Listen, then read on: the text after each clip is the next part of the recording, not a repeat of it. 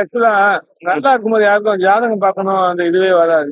பிரச்சனை வரும்போது தான் நம்ம ஜாதகம் பார்க்கணும்னு தோணுது. இப்ப ஜாதகம் வந்து எப்ப நம்ம பிரச்சனை வரும்போது பார்க்கணும், இல்லைன்னா ஒரு 6 மாசத்துக்கு ஒரு வாட்டி, ஒரு வருஷத்துக்கு ஒரு வாட்டி மாதிரி பார்க்கலாம். ஜாதகம் பாக்குறது அப்படின்னு சொல்லும் பொழுது உங்களுக்கு ஒரு பெரிய ப்ராப்ளம் இருக்கு, ஒரு பெரிய பிரச்சனை இருக்கு அப்படின்னு சொன்னா இந்த பிரச்சனை காலத்துல அதுக்கு பிரசன்னமே இருக்கு.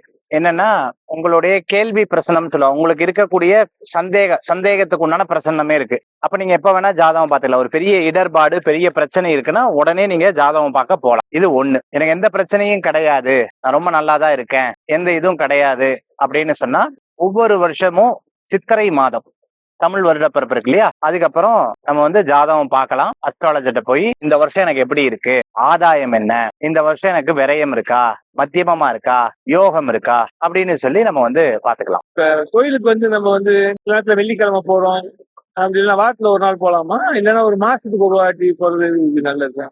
நம்ம வந்து இந்தியால எடுத்துப்போமே, வீதிக்கு ஒரு கோயில் இருக்கு, அந்த ஊருக்கு ஒரு கோயில் இருக்கும். இந்த கோயில்கள்ல நித்தியமா போய் உழவார பண்ணின்னு சொல்லுவாங்க. ஒவ்வொருத்தருக்கு பிரிச்சு கொடுத்துருப்பாங்க. நீங்க வந்து பூ கட்டணும், நீங்க வந்து பூஜை பண்ணணும், நீங்க வந்து மடப்பள்ளியில பிரசாதம் பண்ணி தரணும். இது இப்படி பிரிச்சு கொடுக்கும்போது முறைன்னு சொல்லுவாங்க. அந்த முறைக்கு ஏற்ற மாதிரி அவர்கள் போய் கோயிலுக்கு போற வழக்கங்கள் இருக்கு. நித்தியமா கோயிலுக்கு போற ரொம்பவுமே சிறப்பு. என்னால போக முடியல, நான் வெள்ளிக்கிழமை மட்டும்தான் போறேன், நல்லது. விசேஷ நாட்கள்ல போவாங்க. கிருத்திகை, சஷ்டி, பிரதோஷம், சங்கடஹர சதுர்த்தி, இந்த மாதிரி போவாங்க. கோயிலுக்கு போக முடியாதவங்க இந்த மாதிரி விசேஷ நாட்கள்ல போறது ரொம்பவுமே நல்லது. ஆனா ஆலய வழிபாடு சால சிறந்ததுன்னு சொல்லுவாங்க. கண்டிப்பா ஆலய வழிபாடு பண்ணணும், அதுதான் ரொம்பவுமே முக்கியம்.